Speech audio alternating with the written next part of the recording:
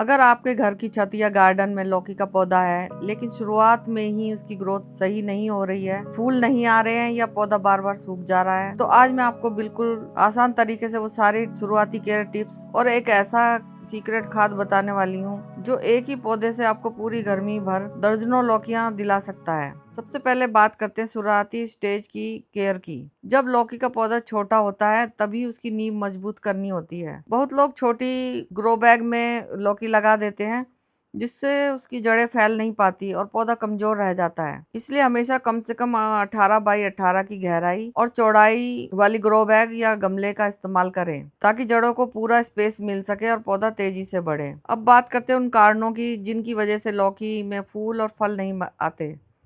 सबसे पहला कारण होता है धूप की कमी। लौकी एक फुल सन लविंग प्लांट होता है, इसे रोजाना कम से कम 6 से 8 घंटे की सीधी धूप मिलनी चाहिए। दूसरा कारण होता है ज्यादा या कम पानी देना। मिट्टी में हमेशा हल्की नमी बनी रहनी चाहिए लेकिन पानी जमा नहीं होना चाहिए वरना जड़ें सड़ सकती हैं और पौधा मरने लगता है। तीसरा कारण है पोषक तत्वों की कमी। अगर मिट्टी में सही न्यूट्रिशन नहीं होंगे तो पौधा सिर्फ पत्ते ही बनाएगा, फल नहीं देगा। और चौथा कारण होता है पॉलिनेशन की समस्या। कई बार फूल तो आते हैं और फल नहीं बनते क्योंकि सही तरीके से पॉलिनेशन नहीं होता। तो इसके लिए आपके गार्डन में पॉलिनेटर का आना बहुत जरूरी होता है। तो उसके लिए आपको कुछ फूलों वाले पौधे भी लौकी के बेल के आसपास रखने चाहिए ताकि पॉलिनेटर्स फूलों से अट्रैक्ट होकर हमारे गार्डन में आए, तो उससे पॉलिनेशन की समस्या खत्म हो जाएगी। और कुछ है कि हैंड पॉलिनेशन भी कर सकते हैं हम, क्योंकि लौकी के फूल शाम को ही खिलते हैं तो शाम को आकर हम उसका हैंड पॉलिनेशन कर सकते हैं। अब अगर आपका पौधा बार बार सूख रहा है तो इसकी वजह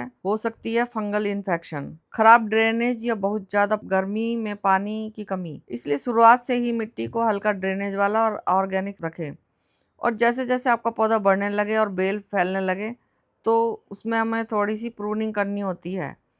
यहाँ आप देख सकते हैं कि पौधे के नीचे कुछ पुराने और पीले पत्ते हैं, इन्हें हटाना बहुत ज़रूरी होता है क्योंकि यह पोषण लेते रहते हैं और प्लांट को कोई फ़ायदा नहीं देते। जैसे ही आप नीचे की पत्तियों को हटाते हैं तो पौधे की एनर्जी ऊपर की तरफ फूल और फल बनाने में लगाती है।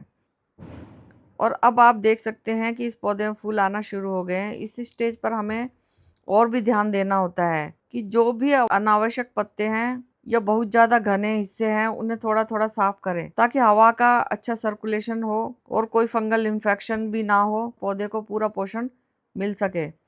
अब आते हैं सबसे जरूरी हिस्से पर, यानी वो सीक्रेट फर्टिलाइजर जो मैं इस्तेमाल करने वाली हूँ और जिससे मेरे पौधे में पूरी गर्मी भर लगातार लौकी आती रहेंगी। लेकिन उससे पहले एक बहुत ज़रूरी स्टेप है जिसे हमें खाद डालने से पहले करना है। हमें खाद देने से पहले मिट्टी में गुड़ाई करनी है, लेकिन ध्यान रहे कि जड़ों के पास गहराई से गुड़ाई नहीं करनी है क्योंकि बेल वाली सब्जियों की रूट्स बहुत ऊपर होती हैं, तो इसलिए हमें गुड़ाई ध्यान से करनी होती है। हमें साइड साइड से रिंग बनाते हुए हल्की गुड़ाई करनी है ताकि जड़ों को कोई नुकसान ना हो। और जो मिट्टी हमने साइड से ढीली की है उसे हम बीच में जमा कर देते हैं। अब सबसे पहले हम लेते हैं लकड़ी की राख यानी वुड ऐश।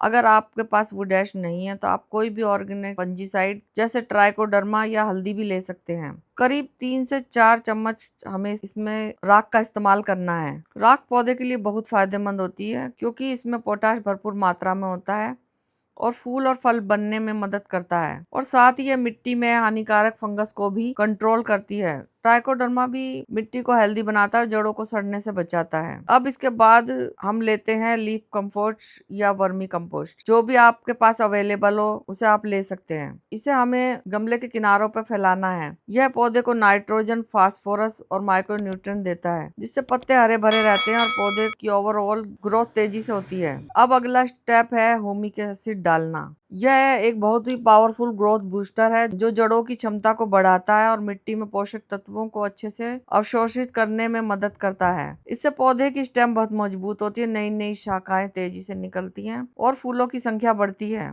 अगर आपके पास ह्यूमिक एसिड है तो जरूर डालें, अगर नहीं है तो आप इसकी जगह सीवीड फर्टिलाइजर भी डाल सकते हैं। अब जो मिट्टी हमने बीच में इकट्ठी की थी उसे वापस चारों तरफ फैला दें और हल्के हाथों से सब चीज़ों को मिक्स कर दें ताकि सारे पोषक तत्व मिट्टी में अच्छी तरह से मिल जाएं। यहाँ एक और ज़रूरी बात ध्यान रखने वाली है कि अगर आपकी मिट्टी पहले से ही गीली है तो तुरंत पानी ना डालें। लेकिन अगर आप इस खाद को सूखी मिट्टी में डाल रहे हैं तो हल्का सा पानी जरूर दें ताकि सारे न्यूट्रिएंट जड़ों तक पहुंच सके। हमारी मिट्टी पहले से ही गीली है, इसलिए आज हम इसमें वाटरिंग नहीं करेंगे, इसमें वाटरिंग हम कल करेंगे। तो इस प्रक्रिया को अगर आप हर 12 से 15 दिन में एक बारी करते हैं तो आपका लौकी का पौधा बहुत तेजी से बढ़ेगा, उसमें लगातार फूल आएंगे और हर फूल से फल बनने की संभावना बढ़ जाएगी। और धीरे धीरे आप देखेंगे कि एक ही पौधे पर इतनी ज़्यादा लौकी निकल रही होंगी कि आपको बाजार से खरीदने की जरूरत ही नहीं पड़ेगी। तो बस यही थे आज के कुछ आसान लेकिन बहुत असरदार टिप्स, जिनको अगर आप सही तरीके से फॉलो करते हैं तो आपका लौकी का पौधा कभी भी आपको निराश नहीं करेगा। वीडियो पसंद आए तो लाइक करें, हाइप करें, शेयर करें और ऐसे ही गार्डनिंग टिप्स के लिए चैनल को सब्सक्राइब जरूर करें। मिलते हैं अगली वीडियो में एक और शानदार टिप्स के साथ। धन्यवाद। Happy gardening.